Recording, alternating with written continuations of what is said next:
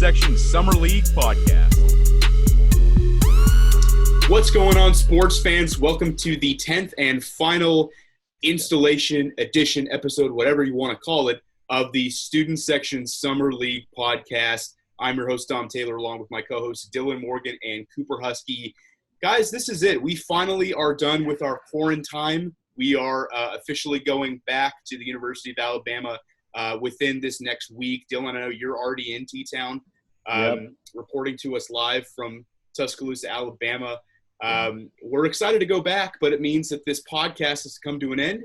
But as we will announce at the end of the show, here's how you can follow us onto our as we get back into radio, I should say, on the University of Alabama campus. But we've got a lot of great stuff coming up for you today. Unfortunately, I know we said last week we were going to have a special guest. We've had to move that guest to a later episode, but he will be joining us sometime in the near future, so please do stick around for that.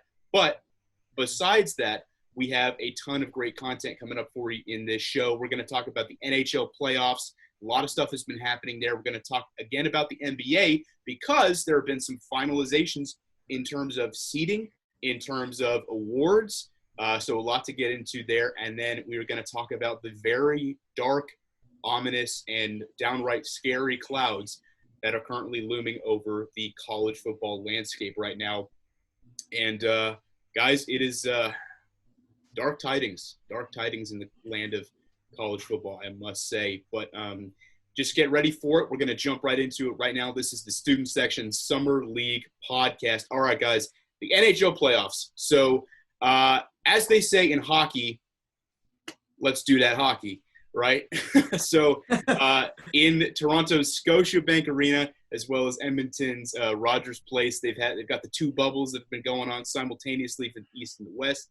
It's been pretty lively so far. So in the East, they did the round robin, the top four teams in terms of record. So the Philadelphia Flyers, they went 3-0 against the top four teams. The Tampa Bay Lightning, 2-1, not too shabby, Coop. Better than getting blown out and losing all of your games. Let's go. Washington Capitals, 1-1-1. Let's go. We only lost one. Let's go. Only lost one. Instead of we didn't get knocked out in the first round this year. Let's go. That hurt. That hurt. I have to bring it up every time. Yeah, I'm gone. Bye. Later. Later. Oh, man. The Washington – get back here. We got more hockey to talk about. This is one of your favorites just because we're talking hockey. Yeah. The Washington Capitals, 1-1-1. One win, one tie, and one loss. Then, of course, the Boston Bruins, 0-3. Very surprising. And I know, Coop, that also makes you happy. I know you're not a big fan of teams from Boston. Let's actually talk about that for a second. So what happened to Boston there? I mean, they were expected to be the top seed at the end of this round robin. What kind of occurred there? Go ahead. This is going to sound like a cliche, but they didn't have heart. Boston just didn't look like a team that wanted to win or wanted to be there. And you can make excuses. It's the round robin. These games don't really count. You're just fighting for seeding. You're going to have the home ice advantage anyway in the next round when you play who wins the qualifiers. But, if I was a Boston fan, and thank God I'm not, I would be a little nervous from what I saw these last three games right now because they weren't skating with, like where they wanted to go. They were just kind of aimlessly going around the ice, not taking shots that they should have taken, and just they did not look like a succinct hockey team. Yeah, and to piggyback off of what Coop said about their shooting, the offense was just slacking. Just not enough goals scored in these three games, and the defense is allowing way too many shots on the opposite end. They've been outshot in two of their last three games while going 0-3 during this stretch. So if they don't clean that up to go forward, it's going to be a rough offseason. Yeah, without a doubt. And, some of those tougher teams in the lower seeds are going to have to play now because they couldn't close it out in this round robin. And, they will not get the benefit of having one of those, having that first or second seed. In the West, actually, there were a few surprises as well. The Vegas Golden Knights, they went 3-0 in the round robin. The Colorado Avalanche followed them with 2 wins. And then the Dallas Stars, they went 1-2. And St. Louis Blues, they went 0-3. Now, the Golden Knights were predicted to be the third seed at the end of this round robin, but they ended up getting that first seed, going undefeated, and performing really well against some of these higher seeded teams. And I defer back to you guys. How did the Golden Knights pull this off? It's all offense. It's their offense is carrying their team, essentially. It's a very high-powered offense. They're averaging 5 goals per game in this last 3-game stretch. And it's been carrying what I would say is probably an average defense, who has allowed about 3.5 goals per game as well. So they've just been carried. But I think in the long run, when we see this, I think it's going to hurt the Golden Knights to rely on their offense this much. Yeah, to piggyback off of that, Dylan, I mean, all it takes is one injury to an offensive player, and boom, you're out of it. Your defense is giving up big holes. You're giving up and isn't going to be there. So, good for them for securing that first seed. But, the old saying is a good defense wins championships. And it's an old saying for a reason, because it's true. You can score as many goals as you want. Eventually, it's going to catch up to you, and that defense is going to let you down. Yeah, no, great analysis, guys. And I was definitely interested in seeing the Golden Knights, go a little farther in this, and I'm happy to see that they've got that first seed. But definitely, it's a lot different from what the experts predicted. I mean, there was definitely a shakeup. They had the Blues higher up. They went 0-3, much like the Bruins did. That was a big surprise there. So.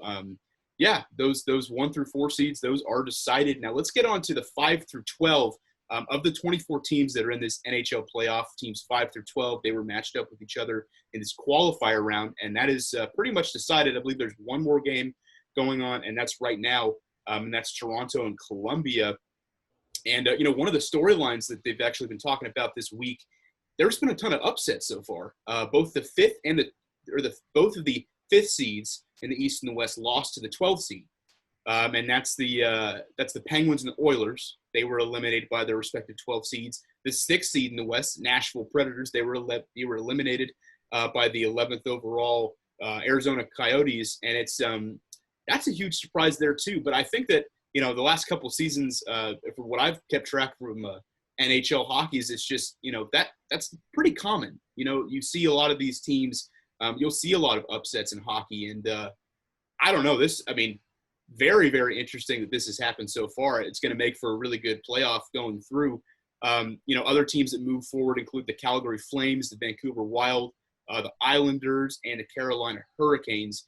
And then, of course, tonight there's still one more game to play. The Toronto Maple Leafs and the Columbus Blue Jackets, they're tied 2-2 right now. And real quick on that game, you guys have any prediction as far as where you think who's going to win this last game to get into the round of 16? Well, as a Lightning fan, for Toronto, I do not want the national media to have us matched up against Columbus and just replay last year over and over and over again. And I got to say, the momentum seems to be in Toronto's favor right now. In Game 4, they were down 3-0 with 3 minutes left in the third period, and they got 3 goals and won it in overtime. That is just deflating for a team for the Blue Jackets. And, you can try and psych yourself up. You can try and forget about that. But that's got to stick with them. Stick in the Corpusalo, the Columbus Blue Jackets goalie. And so I just got to say, Toronto has got the momentum. I think they win this game. I have to agree. You got to ride the wave of momentum, and as Coop said, Toronto is on top of the world right now. So I think Toronto is going to take it, and I think we might get an interesting series coming up. Yeah, absolutely. Now, moving on to the round of 16. Right now, we were just talking about that last game they have to play for the qualifying round, but everything else is decided. So in the East, the Flyers versus the Canadiens. You've got the Capitals versus the Islanders, the Bruins versus the Hurricanes, and the Lightning versus the winner of the series that we were just talking about. And then, of course, in the West, you're going to have the Golden Knights versus the Blackhawks, the Avalanche versus the Coyotes, the Stars versus the Flames, and the Blues and the Canucks. Now, let's talk about some of these predictions for this round of 16. Whichever you guys wants to go first, let's go through each of these, give a quick reason as to why you think who's going to beat who. And let's decide this right now. Let's see what this round of 16 is going to look like. Quick rattle off. I think, in the East, I think it's going to be Caps, Bruins. I think the Lightning win regardless of who they match up with, in all honesty. And then on the flip side with the West, I think it goes Avalanche. I think my Stars, of course, move on. And then I think the Blues also take out the Canucks in the West.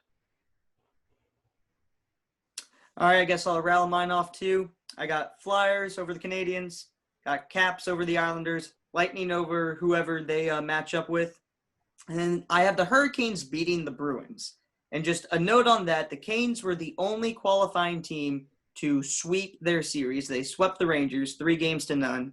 And they have just been riding high right now. And I think that matches up very well against – I have the Hurricanes winning that series and advancing on to the conference semifinals. Over in the West, I have all your 4 round-robin teams advancing. Got the Stars, the Avalanche, the Golden Knights, and the Blues. Awesome, guys. I love the picks, and it's going to be very interesting to see how this NHL playoff goes moving forward. We got a few more rounds left, so we're going to see who, that Stanley Cup goes to this year, even with all of the turmoil and everything that's been going on in sports. It sounds like the NHL is still going to be able to give out that giant cup at the end of the year, so that is exciting to hear. But on the other side of the sports spectrum, there is another league that is going through the playoffs. That's the NBA. They are similarly having some interesting, I guess you could say decisions that are going on as far as who's going to take what seed, who's going to play who, much like the NHL. Let's talk about how these playoffs are shifting up for the NBA. So there have been some finalizations, as I said earlier, in the East. The Bucks, they clinched with their win over Miami, 130-116 earlier in the week. Everything else in the East has been decided. The Wizards have officially been eliminated. Big shocker there. We kind of all saw that coming. And Coop, congratulations. Your Orlando Magic are taking that 8th seed. They are in the playoffs. Now they're going to get absolutely demolished by the Bucks, but at some point it's going to happen, Yeah. Hey, that's what happened last year. We got the 8th seed and got demolished by Toronto. I want to see us win one game. That's what we did. We beat Toronto last year, one game in Toronto. That's all I want is one game. Right. You were setting the bar high. Good for you. Yes. You are setting the bar high. Oh, my gosh. That just one win is as low as the bar can go. Oh, yeah. No, without a doubt. But, hey, you know what? Yeah. Miracles have happened before. They can happen again. The Bucks have lost a couple games in the last week.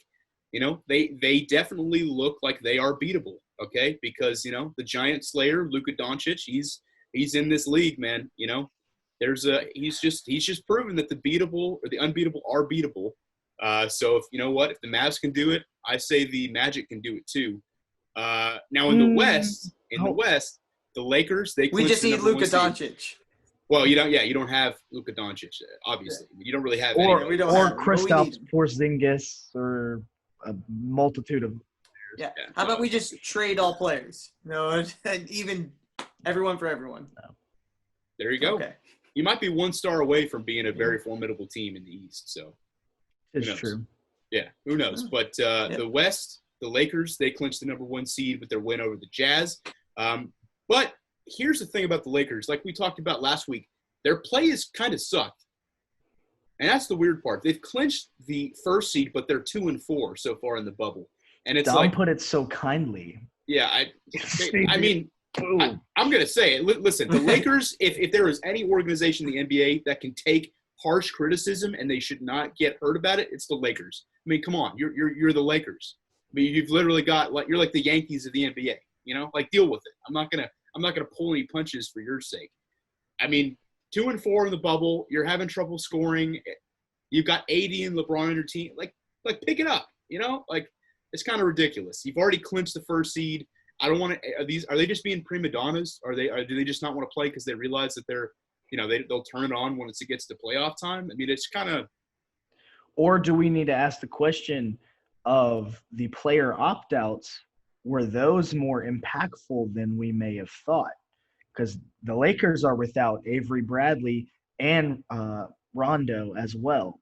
So that's 2 starting point guards possibly right there. So yeah, it's true. I don't see that. I mean, they are such a deep team. If that really affected them, I mean, I would if losing Bradley and Rondo was the the straw that broke the camel's back. Lord, I mean, what else are you going to do to this? You know, I don't buy it's that. True. It's that true. explanation. And plus, if LeBron is the greatest, as everyone says, it shouldn't matter. He should pick up the slack. Yeah, exactly. He is. He's the GOAT. He should pick up the slack. If he can do it with the Cavaliers roster that they had a few years ago, he can do it with this roster. I don't care what the circumstances are.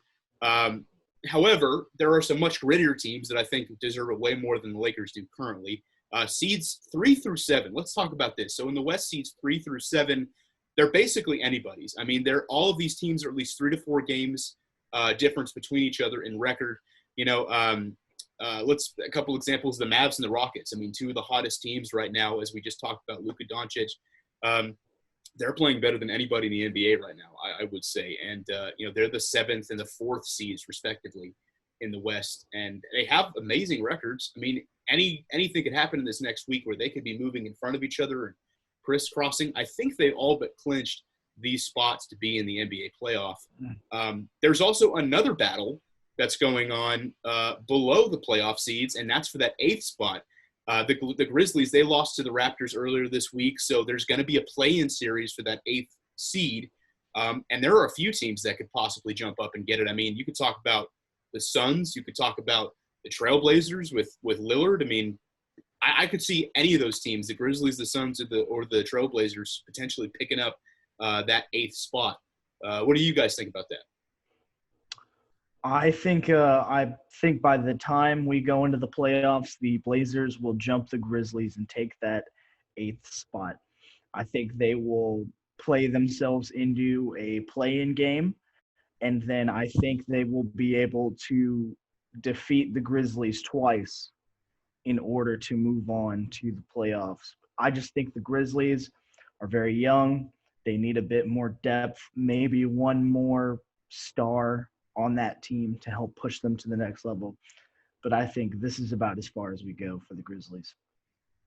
I'm riding the hype, and I'm saying the Suns are taking that 8th spot. The Grizzlies have the Celtics and the Bucks left on their schedule. That's the last 3 games.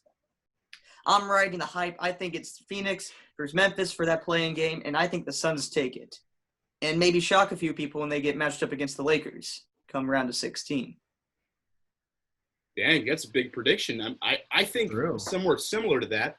I like the Suns' momentum right now too. I think I'm riding Devin Booker into that play-in. I think the Trailblazers are going to pick it up. I think Damian Lillard is just that type of player. It's going to be too hard to get past him. But, I think it'll probably be the Suns and the Trailblazers for that play-in game. I think the Grizzlies, they've just been playing so bad right now. I mean, Ja Morant, amazing player, but he can't get that group together. He's just too young. The rookie status, he doesn't have that leadership in there yet. I think they're going to drop the next couple games, move behind the Suns and the Trailblazers. They will battle it out, and the Trailblazers are going to get that 8th spot. That's my prediction. But it's really interesting, guys. The West is such a deep conference right now. There's just so much going on. And just in the next week, I mean, we could figure out a bunch of these teams if they're going to continue their season, if they're going to be in danger of, playing a really high seed, if they're going to get into a middle seed. So there's a lot to be decided in the West right now. A couple other things that haven't been decided in the NBA. Let's talk about these awards. So they had an awards list that just came out earlier this week. The MVP award, the Rookie of the Year, the Defensive Player of the Year, all of the above. Let's talk about some of these potential winners. So James Harden, Giannis, and LeBron James. Those were the 3 finalists for the NBA MVP award. Now, the thing about this is it's not based on the results of what's been going on in the bubble. It's based on what happened before they went to the bubble, before COVID and everything happened and the season was postponed. So personally, I'm not a huge fan of that. I don't really like that. I think that you should factor in what's going on right now, because if we did, I mean, there's a huge argument that Luka could be in that conversation. James Harden would probably be the favorite of these three if you took Luka out of it, and Giannis would be second, and LeBron would be last or not in contention. So, I'm not a huge fan that they decided not to factor in these games, but real quick, let's give a pick. So who do you think, given what happened before COVID, who do you think of those three names, Harden, Giannis, and LeBron, should win the MVP? I think it should be LeBron, but it won't. I think Giannis will follow up, go back-to-back, and then I think Giannis will also tag along another award coming up here soon as well. I'm going to agree with you on half of that. I think it will be Giannis. I don't think it should be LeBron. I got to go. It should be Giannis, and it will be Giannis. I do like that. I got to go the same. I got to say, I think Giannis goes ahead and he picks that up. I mean, he was playing ridiculous then. He's playing ridiculous now. What can he not do? He might win two of these awards. I think Defensive Player of the Year too. That's something that we're about to get into. But he's been such a solid player on defense all year. He can do it all. I mean, watching any of these games, he's hitting threes, he's rebounding, he's just an all-around player. So, and he's done it 2 years in a row. He's willed the Bucks to being the best team in the entire league. Against a star-studded roster like the Lakers, they still hold their own. And I got to go Giannis for sure. Now let's talk about Rookie of the Year. You've got Ja Morant, Kendrick Dunn, and Zion Williamson. Now, I know we've got some interesting takes on this right here, because everybody loves to ride the Zion train. But should we ride the Zion train? Have the Pelicans has it warranted riding the Zion train all the way to a Rookie of the Year award? What do you guys think? No, I think it's Ja Morant, and there's no question about it. Zion didn't play for over half the year. He has 20 games of film, technically, from where they're leaving off with these awards. I think there's no way that Zion – honestly, I don't even think Zion should be maybe even in contention for this award.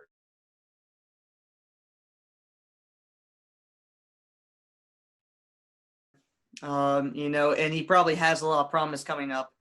But when you play 20 games, that shouldn't put you in contention for a Rookie of the Year award. There has to be a cutoff that is more than a quarter of the season. Like, this isn't a popularity contest, guys. Come on. We're looking for who had the best stats the rookie year, and that's Ja Morant. Yeah, I got to agree with you when you talk about the popularity contest. I think that's really what it is. I mean, Zion has always been popular from high school, and he definitely played up to his abilities in high school and college. And I think he's been doing fine in the NBA, but does it warrant a Rookie of the Year award? I would say no. I think, Ja Morant was basically willing the Grizzlies to most of those wins. And for the most part, Zion was injured for part of the season. He hasn't been doing well now. I understand it's not part of it, but I don't know. I got to favor Ja Morant on this one personally. I think we're all on the same page there. Most people want to just jump on the Zion train, but it's mostly because of the hype around it. And Ja, I believe, doesn't get nearly as much credit as he deserves. Let's jump on to the Defensive Player of the Year award. You've got three options: Giannis, Anthony Davis, and Rudy Gobert. Which I don't know. One of these might not get the award just because of some stuff that happened. He might be kind of blacklisted by the NBA right now. If we want to talk about popularity contest, that is last person. Well, now hold on. He did defend the NBA playoffs from ever happening in April and May. So, I mean, that was a great big block right there. He blocked the playoffs from happening in May. So, Rudy Gobert for Defensive Player of the Year. He's got my vote. Wow. Didn't see that one coming. No, but in all honesty, I think it definitely comes down to Giannis and AD. And in all honesty, I think AD is going to win it because this is his breakout year in LA, the bright lights, the dynamic duo of him and LeBron. So I think it's just because there's an even bigger spotlight on AD, I would say. Yeah, I'm probably going to go AD. I think that because Giannis is probably going to win MVP, they probably won't give him both. That's just kind of how the politics works mostly on awards like that. So yeah, I'd have to go with AD. I think Rudy Gobert is he's not going to get it because they're pissed off that he was giving people COVID, and he was one of the reasons why it kind of made the NBA stop to begin with, so suddenly. So yeah, probably not going to happen for Rudy. Sorry, but AD probably going to get Defensive Player of the Year. All right, this last award, and then we're going to talk about a bubble MVP, and then we got to jump into college football. So Bam Adebayo, Luka Doncic, and Brandon Ingram, they are the Most Improved Award finalists. I will defer to you guys. Who do you got on this one? Dylan, I think I know who you got. No, I really, really want to say Luka, but I can't give it to Luka. Oh. I think Luka has ascended to the category of being an MVP candidate, so I don't think he will win Most Improved. So I think it'll go to Brandon Ingram because his stats before the bubble came around off the chart. I mean, in the bubble, he's playing well as well. But before the bubble, he was playing fantastic ball, increased all of his stats across the board, and he has really made a big jump in what I think is year 5 now. I got to agree with you, Dylan. I don't think Luka improved as much. He was good last year. He was good this year. I don't think you can call that an improvement. Got to go with Brandon Ingram. Yeah, I'm with you guys. Brandon Ingram all the way. Luka needs to get some award because he's just playing lights out, but he's not Most Improved because he was already playing phenomenal last year. He's just playing a little bit better this year, if that's even possible. So, yeah, definitely Brandon Ingram on that one. Let's talk about a fake award here, and we were just talking about that award somebody should get, the MVP of the bubble. Right? Who's playing so good so far that they need to have a trophy? They're not even in contention for the MVP award because they're not taking it into consideration. My pick goes to Luka. I mean, it's like, what is it, like 3 triple doubles in the last 4 games, something crazy like that. I mean, he's going lights out. This quick bubble stat line real quick. In the last 5 games in the bubble, which is all of the games so far, Luka is averaging 33.4 points per game, 11.6 assists per game, and 11.6 rebounds per game. He is averaging a triple-double in the bubble. Watch out in the playoffs. I'm with it, dude. I am 100% with it. I think the Mavs just being led by Luka right now and, Kristaps in the flanks, like, they could go far, man. I could see them being really dangerous to anybody they play. I mean, on the verge of, like, knocking out the Lakers or the anybody. I mean, the Rockets, whoever they play first, We're set to play the Clippers right now, so. Yes. There you go. I'd have to give my bubble MVP award to Dante Hall, though, who had a great block on Giannis and then smiled. Yes. If you haven't seen that clip, Dante Hall, former Alabama basketball player, could you say he? I mean, I know it's not a traditional poster, but I would buy a poster of it if they put that play. Oh yeah. Or just his smile is no pushing him to the ground. Pushing the Greek freak to the ground. Phenomenal. Dante Hall just living his best life, scoring 4 points a game, but rebounding 11 rebounds, which is fine. That's what he's all about. He's about the cherry picking dunks and the rebounds, which is fine. There is a player structure for that. Somebody wants a player like that somewhere in the NBA. So here's to a long-lived NBA career, Dante Hall. Way more posters to come. Now let's jump into. We're going to get into the CFB. Because we got to wrap up this episode, but we got some very important stuff going on in the college football landscape currently. Dark clouds, gentlemen. Very dark clouds. I'm just going to start off this segment by introducing you to the title of a CBS Sports article that was posted not even 4 hours ago. by Dennis Dodd, CBS Sports. So the title of this article, Power 5 ADs, and then in quotes, inevitable, the 2020 college football season will not be played this fall. I will go on to read you a couple quotes in this article.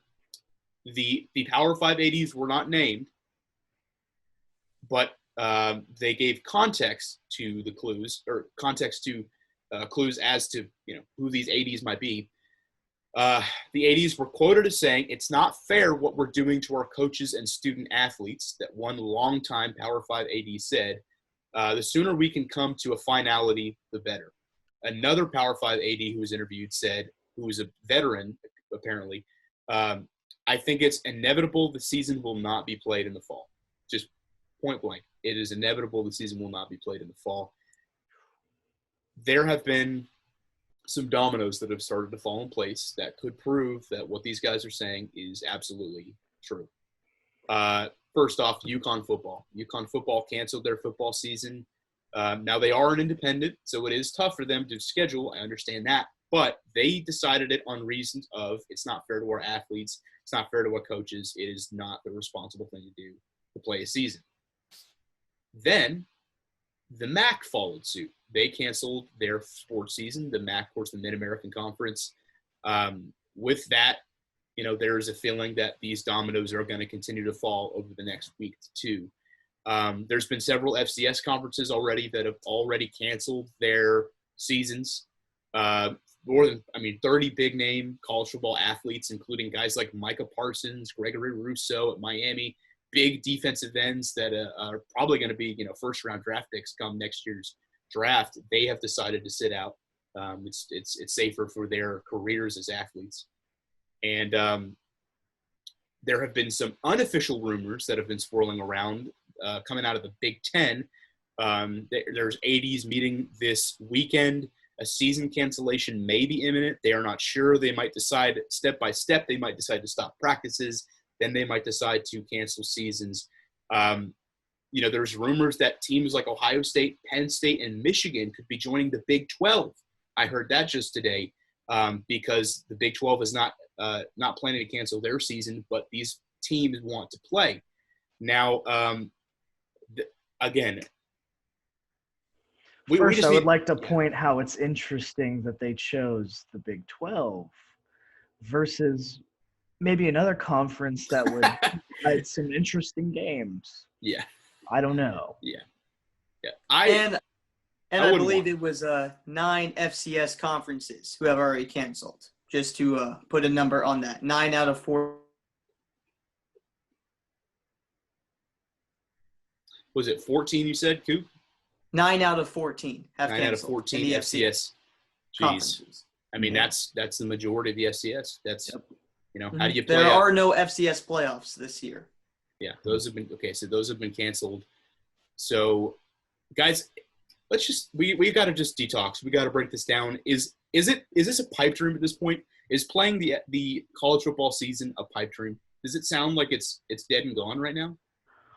I don't think so. I think there is many viable ways to continue to do this and to have a college football season. If there needs to not be fans, I'm sure fans will all say, as long as we can watch some college football, we can take not going to the games. We can afford to do maybe social distancing at the games if we can. There are options in place to do this safely while still benefiting the college football itself. I love the optimistic viewpoint, but I have to take the opposite pessimistic view. I think it's a pipe dream. There are too many factors going into this. There are too many what ifs. What if this happens? Who comes to this party? What if one team gets the virus and then the whole conference gets the virus? There are just too many ways this can go wrong that I think you'll see by the end of August. It's either canceled or pushed to the spring. That's kind of what I'm hoping for. It's just a push to the spring. Let's have some spring football, but I cannot see this going through all the way. Maybe we get a month into the season, they have to call it there. But I just don't see us playing football games in November. I'll take spring football as well. Yes. I will take whatever it is.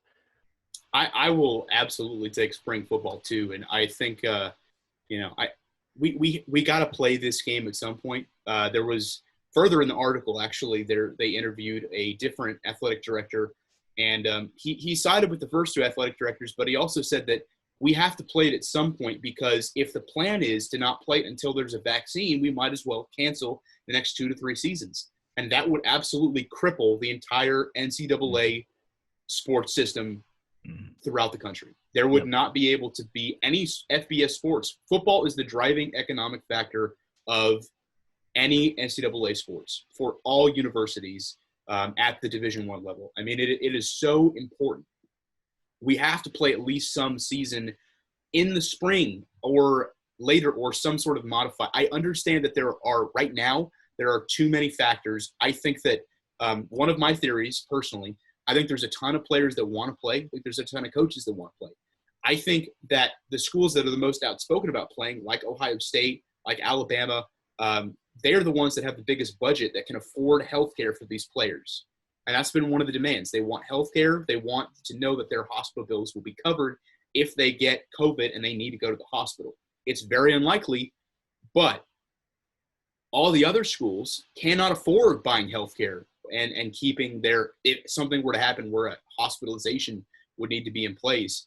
These schools can't afford more healthcare on top of that, policies for all of their student athletes to have coverage for COVID. So the most popular ones can afford it. And they're like, yeah, we want to play. But a lot of them can't. And so that's economically, that's crippling too. There's no good way about this. I know we got to wrap this show up. We got to tell you guys about our radio show coming up once we get back to campus, but there really is no way about this. I take the pessimistic view. I hate to say it. I don't think as of right now that there's going to be a college football season for the next few months, but I could see it coming back in the spring if they understand how vital this is to the NCAA landscape. Now, guys, that is our last student section Summer League podcast show. Thank you so much over the last 10 weeks for following up on us and maintaining it and watching the show. We really appreciate it. We are going to be going back, transitioning to WVUA FM 90.7, the capstone, once we get back to the University of Alabama. Please tune back in. You can find it on the Simple Radio app. You can also tune in to the station 90.7 The Capstone. We will announce what night and time our show will be on. But thank you so much again for tuning in. I'm Dom, Dylan Cooper. This is the Student Section Summer League podcast. Have a great rest of your day.